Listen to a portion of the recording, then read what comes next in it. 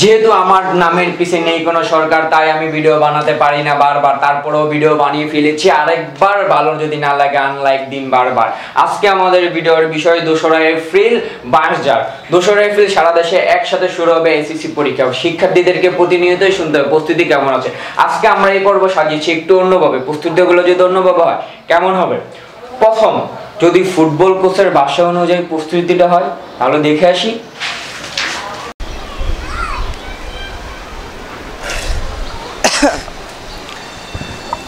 আপনি কেডা? আচ্ছা ভাই, আমি আপনার জাস্ট ইন্টারভিউ নিতে আসছি।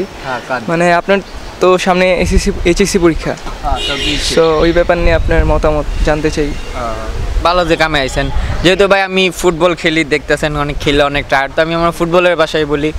তো আমি নিজে একটা টিম হিসেবে চিন্তা করতেছি। তো আমার বিশেষ পরিকল্পনা আছে, আমার চারপাশে যারা বসবে এবং পরীক্ষক নিয়ে আমার আলাদা পরিকল্পনা আছে। তারা আমাকে ঠেকাতে চাইবে, কিন্তু চাইলে তিনবার পাবলিক পরীক্ষায় কৃতিত্বের সাথে জিপিএ 5 পাওয়া স্টুডেন্টকে ঠেকানো যায় না। তো ইনশাল্লাহ আমি আমার পরীক্ষকের সহযোগিতা, আমার বন্ধু বান্ধবের সহযোগিতা ঠিকই জিপিএ 5 নিয়ে আসবো এবং আমি আমার খেলা কন্টিনিউ করবো ইনশাল্লাহ। ফুটবল তো গেল, এবার একটু অন্য ক্রীড়াঙ্গনে যাই। ক্রিকেটের প্রেস কনফারেন্সে আমাদের খেলোয়াড়রা যেভাবে কথা বলে, পরীক্ষার্থী যদি তার প্রস্তুতিটা ওইভাবে কথা বলে তাহলে কেমন হবে? আশা করি সুন্দর লাগবে। আমি আমার সর্বোচ্চ দিয়ে চেষ্টা করব। এই পরীক্ষাকে আমি কোনোভাবে হালকাভাবে নিচ্ছি না, কারণ যে কোনো পরীক্ষায় আমাকে দিতে পারে ফেলের তিক্ত অভিজ্ঞতা। আমি সবগুলো পরীক্ষাকে সম্মানের চোখে দেখি। আমি আমার প্রস্তুতির কোনো ত্রুটি রাখতেছি না। ইতিমধ্যে আমার মোবাইল ফোনে চলে আসা কিছু ইমেজ ফুটেজ বারবার চেক করতেছি, ইমেজের দুর্বলতা খুঁজে বের করার চেষ্টা করতেছি। বুঝতে পারছি না এটা আসল কোশ্চেন নাকি সাজেশন।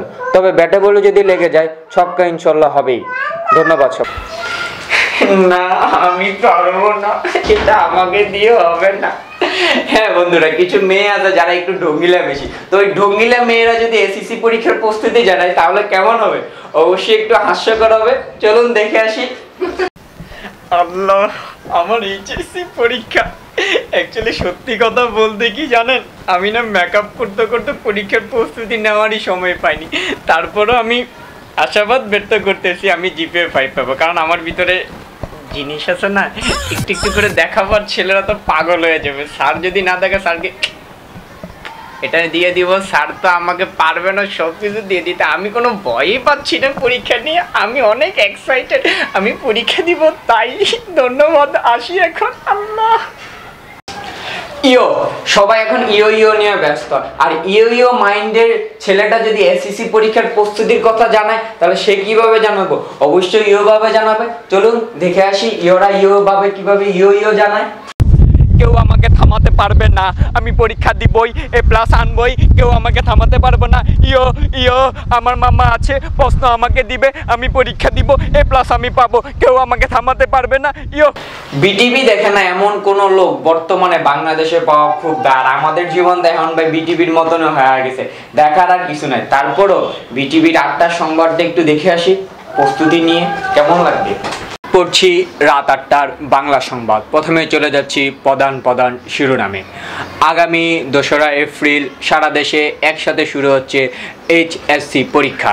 এই পরীক্ষা উপলক্ষে রাষ্ট্রপতি, প্রধানমন্ত্রী এবং বিরোধী দলীয় নেত্রী পৃথক বাণী প্রকাশ করেছেন। শান্তিপূর্ণ পরিবেশে পরীক্ষা দিবেন এবং শান্তিপূর্ণ পরিবেশ বজায় রাখার জন্য সবার প্রতি অনুরোধ জানানো হচ্ছে।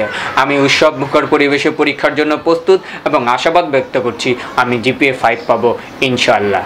ধন্যবাদ সবাইকে। সংবাদ শেষ হলো। নির্বাচনের আগে কথা দিয়ে যিনি মন ভরিয়ে দেন, নির্বাচনের পরে তিনিই ভরে দেন এক হাত, তিনিই তো হচ্ছেন আমাদের রাজনীতিবিদ। রাজনীতিবিদের ভাষায় যদি আমাদের এইচএসসি পরীক্ষার প্রস্তুতিতে হয় তাহলে কেমন শোনাবে ভাইয়ারা? চলে দেখে আসি। বাইশক আপনারা সবই জানেন এবং বুঝেন, কেউ আমার পরীক্ষার প্রস্তুতি বানচাল করার জন্য কি সব পরিকল্পনা গ্রহণ করেছেন। কিন্তু আসন্ন এসএসসি পরীক্ষার আগে আপনারা যদি আমাকে বিশেষভাবে সহযোগিতা করেন, আমি কথা দিচ্ছি এইচএসসি পরীক্ষায় জিপিএ 5 পাওয়ার পর আপনাদের সবাইকে ফেসবুকে মিষ্টির ছবি ট্যাগ করব ইনশাআল্লাহ। জয় বাংলা, বাংলাদেশ জিন্দাবাদ। সূর্য উঠুক বা না উঠুক, সকাল কিন্তু হবে। আবহাওয়াবিদ আপনার সামনে আসবেই।